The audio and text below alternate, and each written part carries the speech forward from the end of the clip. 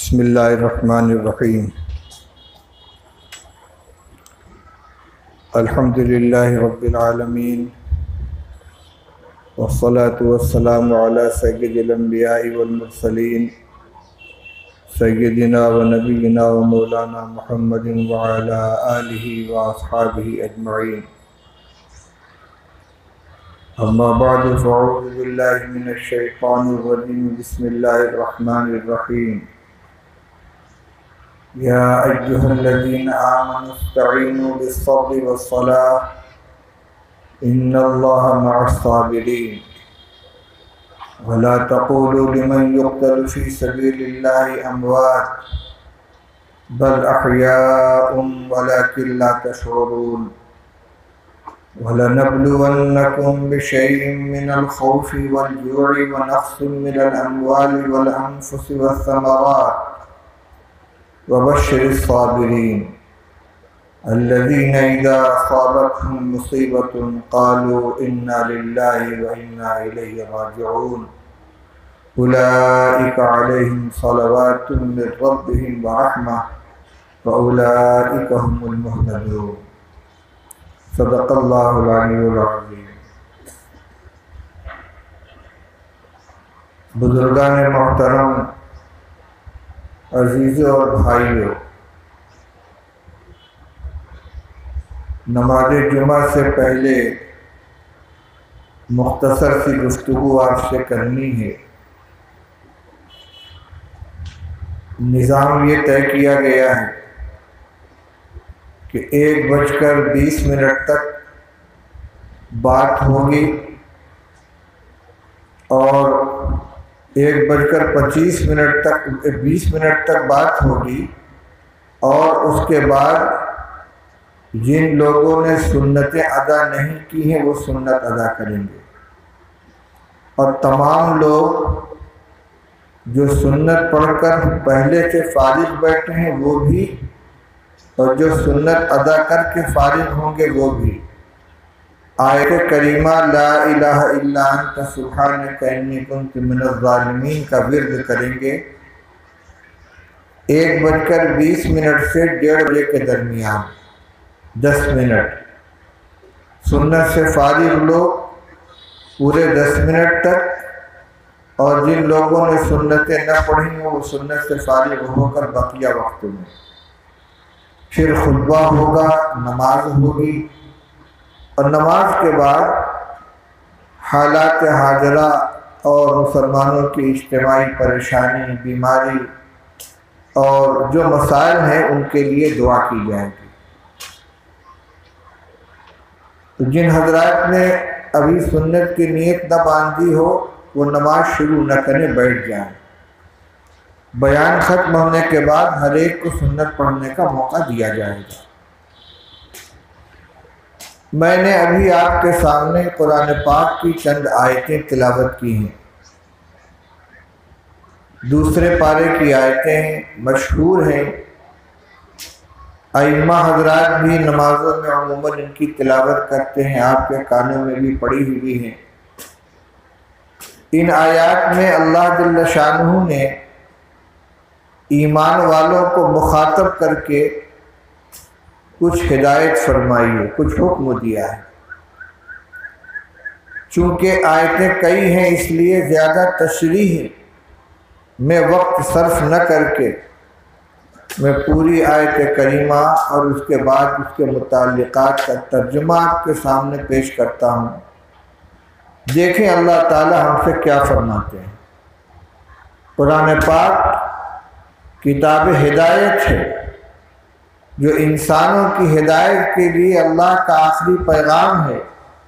اللہ نے اپنے آخری پیغمبر حضرت محمد رسول اللہ صلی اللہ علیہ وسلم کے اوپر اس آخری کتاب کو نازل فرمایا اور اس کی حفاظت کا ذمہ لے لیا۔ اِنَّا نَحْنُ نَزَّلْنَا الذِّكْرَ وَإِنَّا لَهُ لَحَافِظُونَ کہ اس ذکر حکیم کو ہم نے ہی نازل کیا ہے اور ہم خود اس کی حفاظت کریں گے۔ تاکید کے ساتھ بلا شبہ ہم اس کی ضرور حفاظت کریں گے، اور یہ حفاظت اس لیے کریں گے کہ یہ امت آخری امت ہے، قیامت تک رہے گی، اس کے پیغمبر آخری پیغمبر ہے، کوئی دوسرا نبی آنے والا نہیں ہے، اور یہ کتاب آخری کتاب ہدایت ہے۔ اور جس طرح رسول اللہ صلی اللہ علیہ وسلم کی رسالت زندہ رسالت تھی آپ کی ظاہر حیات طیبہ میں، اسی طرح آج بھی آپ کی رسالت زندہ و تابندہ ہے۔ اور جس طرح قرآن اپنے نزول کے زمانے میں کتاب ہدایت تھی، آج بھی وہ کتاب ہدایت ہے۔ جس طرح قرآن نازل ہونے کے زمانے میں مسلمان اس قرآن کے محتاج تھے اور ان کے دینی و دنیاوی تمام مسائل کا حل کتاب اللہ کے اندر موجود تھا، وہ حل اسی طرح آج بھی موجود ہے۔ اس لیے مسلمانوں کو کچھ بھی حالات آئیں، کیسے ہی احوال سے وہ گزر رہے ہوں، ان کو کتاب اللہ کے اندر اس کا حل مل جائے گا۔ جو آیت کریمہ میں نے پڑھی ہے، پہلے اس کا ترجمہ سماعت فرمانا۔ اللہ جل شانہ ارشاد فرماتے ہیں، یا ایھا الذین آمنوا استعینوا بالصبر والصلاۃ، اے ایمان والو اللہ کی مدد حاصل کرو، اللہ سے مدد مانگو صبر اور نماز کے ذریعے سے۔ صبر اختیار کرو، نماز کی پابندی کرو، اس راستے سے تم کو اللہ کی مدد ملے گی، اللہ کی نصرت تمہیں حاصل ہوگی۔ استعینوا بالصبر والصلاۃ، مدد چاہو، مدد حاصل کرو، مدد مانگو صبر اور نماز کے ذریعے۔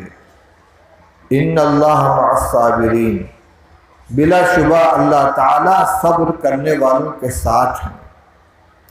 وَلَا تَقُولُوا لِمَنْ يُقْتَلُ فِي سَبِيلِ اللَّهِ أَمْوَاتٌ، اور جو لوگ اللہ کے راستے میں مار دیے جائیں، شہید کر دیے جائیں، ان کو مردہ مت کہو، بل احیاء ولکن لا تشعرون، بلکہ وہ زندہ ہیں لیکن تم اس کا شعور نہیں رکھتے، تمہیں محسوس نہیں ہوتا۔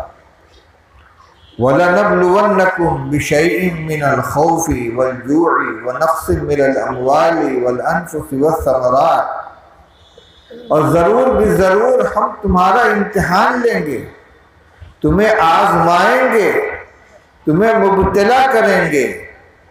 کن چیزوں میں مبتلا کریں گے، کن چیزوں کے ذریعے امتحان لیں گے؟ بشیء من الخوف، کچھ خوف میں مبتلا کریں گے، یا اللہ کیا ہوگا، اندیشے ہوں گے، خطرات ہوں گے سامنے۔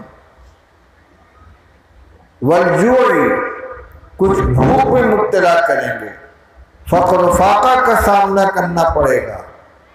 ونقص من الاموال والانفس والثمرات، اور کچھ نقصان ہوگا تمہارا۔ کس چیز کا نقصان ہوگا؟ ونقص من الاموال والانفس والثمرات،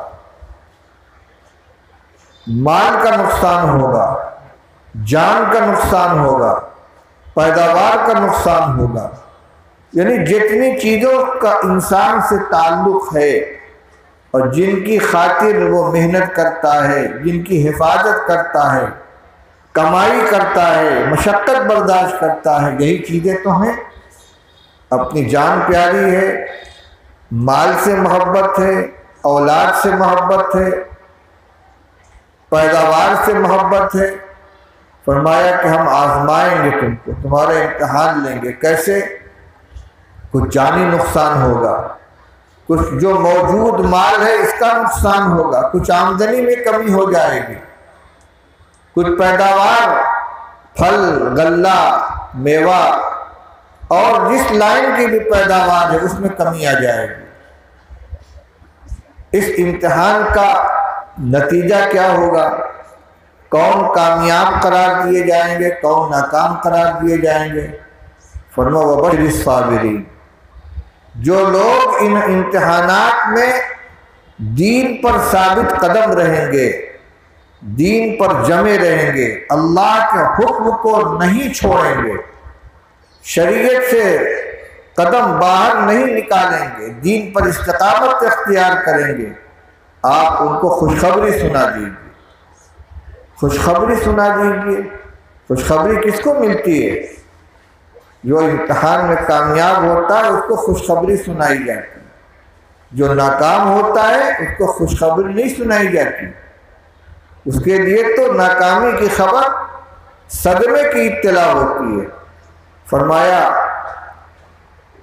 خوشخبری سنا دیجیے صبر کرنے والوں کو، دین پر استقامت کر اختیار کرنے والوں کو، دین پر جمے رہنے والوں کو۔ اور دین پر جمے رہنے والے کون لوگ ہیں؟ ان کی کچھ صفات ذکر کی گئیں۔ فرمایا الذین اذا اصابتهم مصیبۃ قالوا انا للہ وانا الیہ راجعون۔ صبر کرنے والے وہ لوگ ہیں کہ جب ان کو کوئی مصیبت پہنچتی ہے، مصیبت کیا پہنچتی ہے؟ جن کا تذکرہ پہلے آ چکا ہے، خوف میں مبتلا ہوتے ہیں، فاقہ کا شکار ہو جاتے ہیں، مال اور پیداوار میں کمی ہو جاتی ہے، جان کا نقصان ہوتا ہے، مال کا نقصان ہوتا ہے، پیداوار کا نقصان ہوتا ہے، یہ سب مصیبتیں ہیں۔ فرمایا کہ صابر وہ لوگ ہیں جن کو خوشخبری سنائی جا رہی صبر کرنے والوں کو، ان کی صفت یہ ہے کہ جب ان کو کوئی مصیبت پیش آتی ہے تو وہ کیا کہتے ہیں؟ انا للہ و انا الیہ راجعون۔ ہم سب اللہ ہی کے ہیں اور ہمیں اللہ ہی کی طرف لوٹ کر جانا ہے۔ یعنی ہر حادثے کے وقت دو باتوں کا اپنی زبان سے اظہار کرتے ہیں، جو کچھ ہے وہ اللہ ہی کا دیا ہوا ہے، ہم بھی اللہ کے ہیں، ہماری جان بھی اللہ کی ہے، ہمارا مال بھی اللہ کا ہے، ہماری اولاد بھی اللہ ہی کی ملکیت ہے، اور مالک کو اختیار ہے کہ اگر کسی کو کوئی چیز استعمال کرنے کے لیے دے رکھی ہے تو جب چاہے واپس لے لے۔ یہ تو اللہ کی دی ہوئی ہمارے پاس ہے، ہمیں برتنے کے لیے، استعمال کرنے کے لیے اللہ نے دے رکھا ہے۔ انا للہ، ہم سب اللہ کے ہیں، اس لیے وہ مالک ہے۔ جب تک اس کی مرضی ہوئی اس نے دیا، جب اس کی مرضی ہوئی اس نے لے لیا۔ جان دی ہوئی اسی کی ہے، حق تو یہ ہے کہ حق ادا نہ ہوا۔ اور وَإِنَّا إِلَيْهِ رَاجِعُونَ، اور ہم سب اللہ کی طرف لوٹ کر جانے والے ہیں۔ یعنی ہر حادثے کے وقت آدمی اپنی موت کو یاد کرے اور اللہ کے حضور میں پیش ہونے کو یاد کرے کہ یہ وقتی حادثہ ہے، چھوٹا سا حادثہ ہے، کوئی سامان لے لیا گیا، اولاد لے لی گئی، والد کا انتقال ہو گیا، والدہ کا انتقال ہو گیا، بیوی کا انتقال ہو گیا، کچھ مال کا نقصان ہو گیا، کچھ جان کا نقصان ہو گیا، یہ تو وقتی چیز ہے۔ پھر ہو سکتا ہے کہ اللہ تعالیٰ اس کا بدل عطا فرما دے، دوسری چیز عطا فرما دے، لیکن ایک وقت وہ آئے گا جب ہم میں سے کوئی نہیں رہے گا، قیامت قائم ہوگی، دنیا ختم کر دی جائے گی، اور پھر میدان محشر قائم ہوگا اور ہم سب اٹھا کر اللہ کے دربار میں پیش کیے جائیں گے۔ جب یہ اظہار کیا جاتا ہے کہ ہم اللہ کے حضور میں پیش کیے جائیں گے تو پھر اس کا بھی استحضار ہوتا ہے کہ اللہ کے سامنے جائیں گے تو ہم سے حساب و کتاب طلب کیا جائے گا، ہم سے پوچھا جائے گا کہ ہم نے تم کو زندگی دی تھی، عمر عطا فرمائی تھی، مال دیا تھا، اولاد دی تھی، صلاحیتیں دی تھیں، قوت بازو عطا کیا تھا، اور زندگی گزارنے کا ایک مقدس اور پاکیزہ طریقہ دیا تھا، کیا کر کے تم لائے ہو؟ ہمارے حضور میں پیش کرنے کے لیے کیا لائے ہو؟ تم کو پہلے سے بتا دیا گیا تھا اور خود تمہاری زبان سے یہ اعلان کرایا گیا تھا کہ انا للہ و انا الیہ راجعون۔ آج کیا لے کر آئے ہو؟ پیش کرو۔ یہ گھڑی محشر کی ہے اور تو اس گھڑی محشر میں ہے، پیش کر غافل اگر کوئی عمل دفتر میں ہے۔ تمہارے نام اعمال میں کیا ہے؟ ہر حادثے کے وقت میں اپنی موت کو یاد کرنا، اپنے مرنے کو یاد کرنا، اور پھر مرنے کے بعد دوبارہ اٹھ کر اللہ کے دربار میں حاضر ہونے کو یاد کرنا، یہ زبان پہ کلمہ جاری ہے۔ ہم لوگ بھی انا للہ و انا الیہ راجعون پڑھتے ہیں، لیکن کب؟ صرف اس وقت جب کسی کے انتقال کی اطلاع ملتی ہے، فلاں کا انتقال ہو گیا، انا للہ و انا الیہ راجعون۔ گویا یہ اظہار افسوس کا ایک ذریعہ ہو گیا ہے، لیکن قرآن میں انا للہ و انا الیہ راجعون کہنے کا جو محل اور موقع بیان کیا گیا ہے وہ صرف کسی کے انتقال پر نہیں ہے۔ الذین اذا اصابتهم مصیبت، کوئی بھی مصیبت آ گئی، آپ کو کوئی جانی مالی نقصان ہو گیا، فلاں سامان ٹوٹ گیا، انا للہ و انا الیہ راجعون۔ امتحان میں ناکام ہو گئے، انا للہ و انا الیہ راجعون۔ فلاں ہمارے بڑے ہم سے ناراض ہو گئے، انا للہ و انا الیہ راجعون۔ ہر وہ چیز جسے صدمہ ہو، کوئی چیز گم ہو گئی، انا للہ و انا الیہ راجعون۔ بیٹھے ہوئے اچانک بجلی چلی گئی، اندھیرا ہو گیا، انا للہ و انا الیہ راجعون۔ ہر حادثے کے وقت، ہر مصیبت کے وقت اپنے فنا کو، اپنی موت کو یاد کرنا اور اس بات کا زبان سے اظہار کرنا کہ ساری چیزیں اللہ ہی کی ملکیت ہے، اسی نے دیا ہے، وہ لینے کا اس کو اختیار ہے۔ آج ہمیں اس کا استحضار نہیں۔ واقعات بتاتے کہ صحابہ رضی اللہ تعالی عنہم کو ہمہ وقت یہ بات مستحضر رہتی تھی، مرد تو مرد، عورتوں کا کیا حال تھا۔ اس وقت ہمارے سامنے خواتین کا مجمع نہیں ہے، لیکن یہ واقعہ ان کو بھی خاص طور پہ سنانے کا ہے۔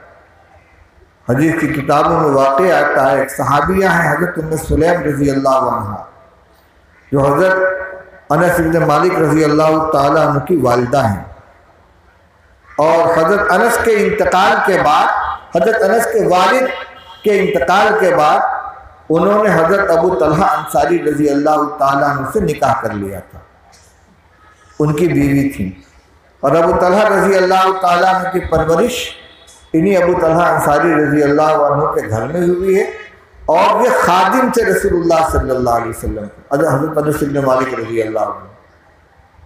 حضرت ان کی ام سلیم رضی اللہ تعالی عنہ جو حضرت انس کی والدہ ہیں، ابو طلحہ انصاری کی بیوی ہیں، ان کا ایک چھوٹا سا بچہ تھا، وہ بہت بیمار تھا۔ ابو طلحہ انصاری رضی اللہ تعالیٰ عنہ کسی ضرورت سے گھر سے باہر گئے اور دیر میں واپس آئے، اسی دوران اس بچے کا انتقال ہو گیا۔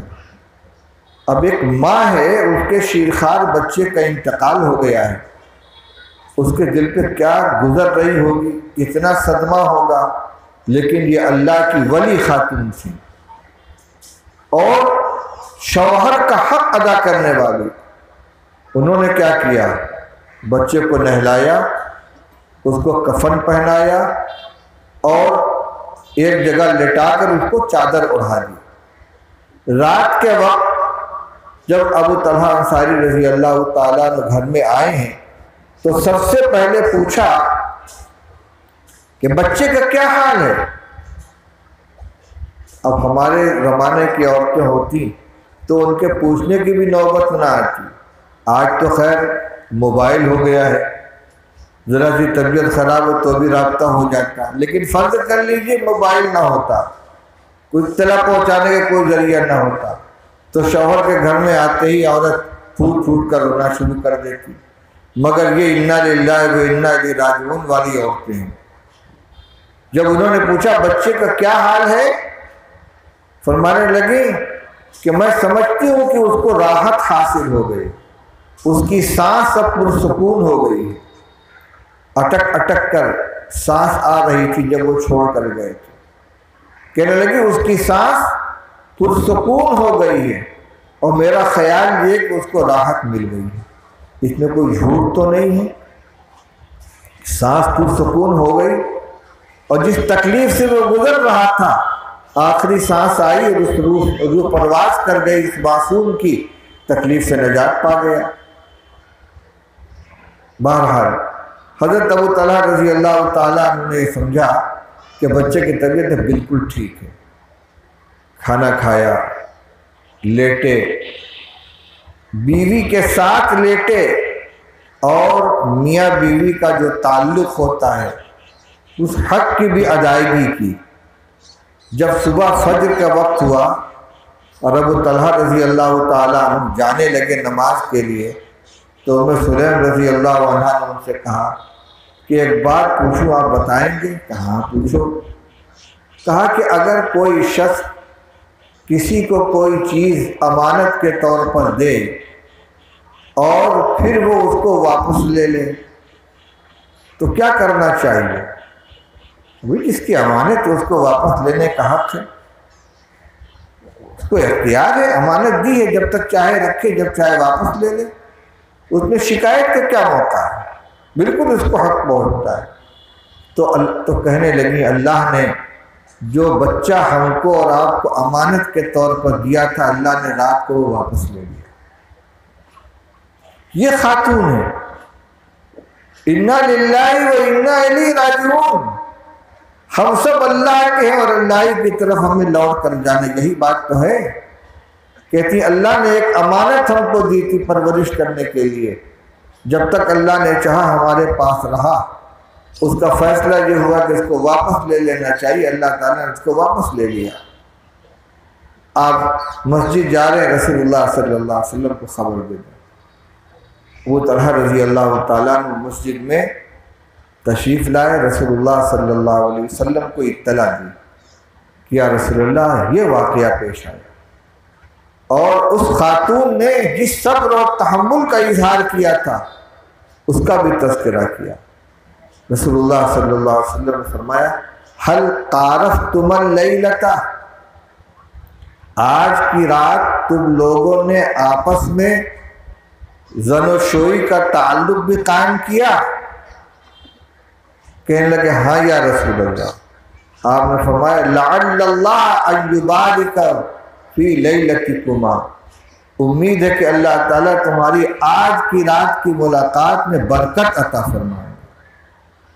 چنانچہ جہاں یہ روایت ذکر کی گئی ہے، راوی کہتے ہیں کہ اس رات کی ملاقات سے جو حمل قرار پایا، لڑکا پیدا ہوا، اس کا نام عبداللہ رکھا، اور اس عبداللہ کی نسل میں برکت ہوئی، 10 یا 12 اس کے بیٹے ہوئے، اور سب کے سب حافظ قرآن تھے۔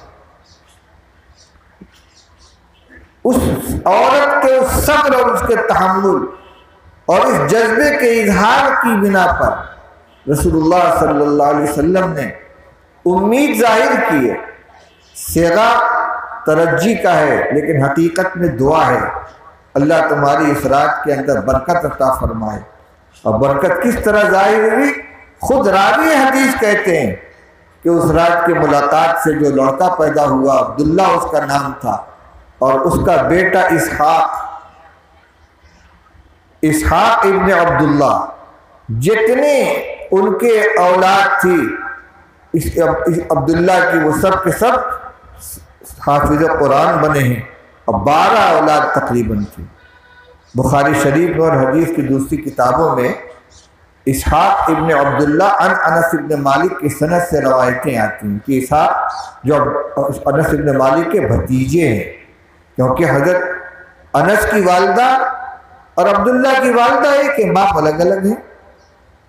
تو یہ انا للہ و انا الیہ راجعون عقیدے کے ساتھ، دل کی گہرائی کے ساتھ، ہر حادثے کے وقت آدمی پریشان ہونے کے بجائے، رونے دھونے کے بجائے، افسوس میں ڈوبنے کے بجائے، اللہ کی ملکیت تھی اس نے لے لیا، جب تک چاہا ہمارے پاس رکھا، اس کی ملکیت تھی، جب چاہا واپس لے لیا۔ اس جذبے پر اللہ کی طرف سے کیا ملے گا؟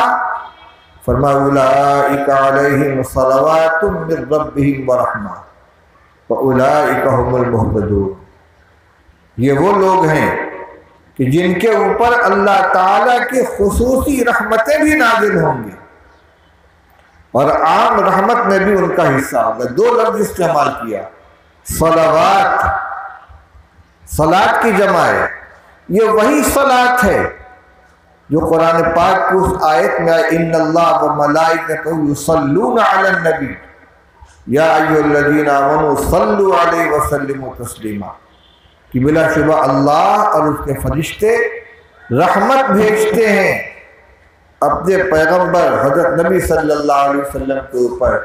اے ایمان والو، تم بھی رسول اللہ صلی اللہ علیہ وسلم کے اوپر رحمت کی دعا کرو، درود بھیجو اور سلام بھیجو۔ اللہ تعالی نبی صلی اللہ علیہ وسلم کے اوپر جو خصوصی رحمت نازل فرماتے ہیں وہ لفظ صلاۃ سے تعبیر کیا گیا ہے۔ یہاں بھی فرمایا اولئک علیہم صلوات من ربہم، صلاۃ تو واحد ہے، صلوات جمع ہے، خصوصی رحمتیں نازل ہوتی ہیں ان کے اوپر اور عام رحمت بھی نازل ہوتی ہے، یہ سب کے لیے اس میں ان کا بھی حصہ ہوتا ہے۔ وَأُولَئِكَ هُمُ الْمُهْتَدُونَ، اور یہی لوگ ہیں جو ہدایت یافتہ ہیں۔ میرے بھائی و بزرگوں، ترجمے میں ہی پورا وقت خرچ ہو گیا۔ میں نے آیت پڑھی تھی اس مضمون کے ابتدائی حصے کو سمجھانے کے لیے۔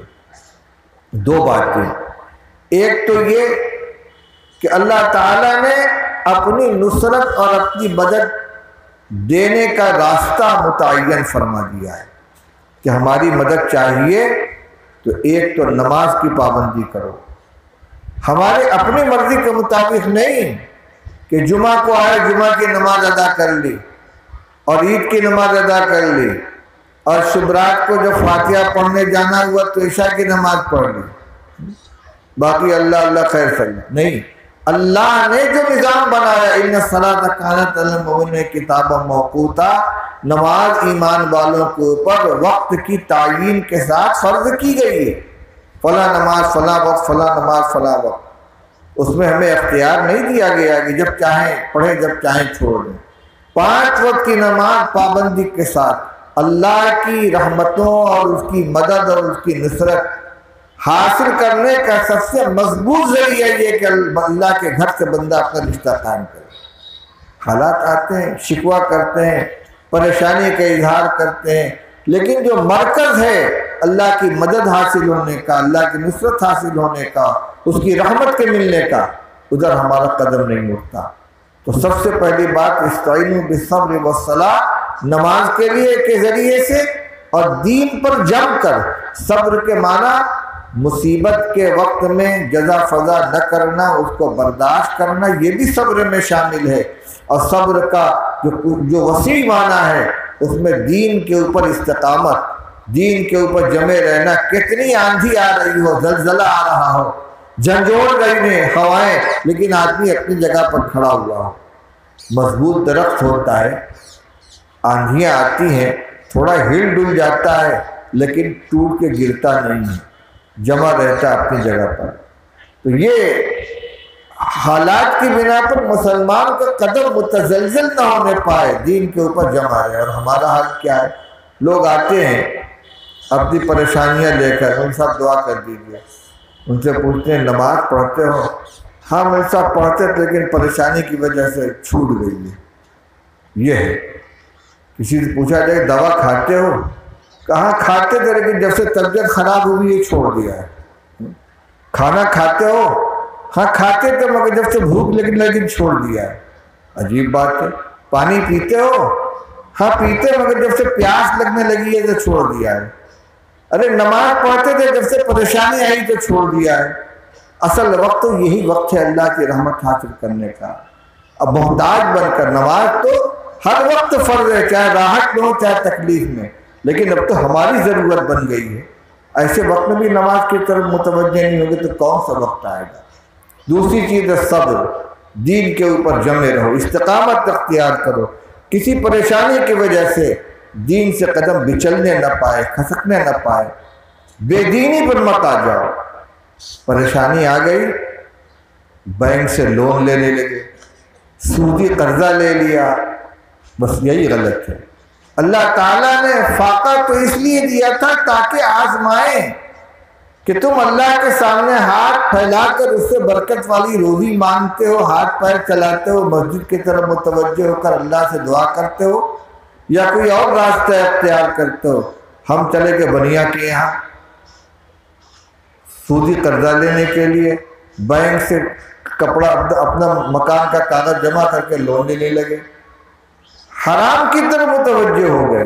صبر کا مطلب یہ ہے کہ پریشانی آئے تو آدمی کا قدم دین سے نہ ہٹے بلکہ دین کے اوپر جمع رہے، کیونکہ یہ امتحان نہ ہے۔ اللہ تعالیٰ فرماتے ہیں وَلَنَبْلُوَنَّكُمْ، ہم تم کو آزمائیں گے، تمہارا امتحان لیں گے، کچھ بھوک میں، کچھ فاقہ میں، کچھ خوف اور دہشت میں مبتلا کر کے، کچھ جان و مال کا نقصان میں ڈال کر۔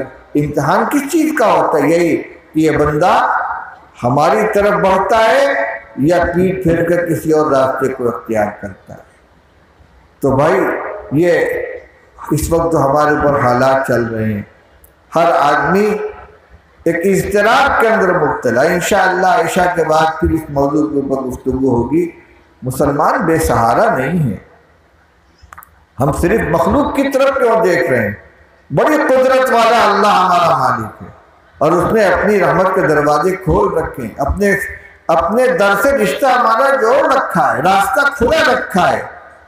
اللہ کی راہیں اب بھی کھلی، آثار و نشاں سب قائم ہے۔ اللہ کے بندوں نے لیکن اس راہ پہ چلنا چھوڑ دیا۔ جب سر میں ہوائے طاعت تھی، سرسبز شجر امید کا تھا، جب سر عصیاں چلنے لگی، اس پیڑ نے پھلنا چھوڑ دیا۔ ہم اپنے عمل کو درست کریں، نماز کا اہتمام۔ ایک مسئلہ اگر ہمارا قابو میں آ گیا کہ 100% ہمارے معاشرے میں نماز زندہ ہو گئی، کوئی بالغ بے نمازی نہ رہے، تو نماز ہی خود سب ٹھیک کر دے گی۔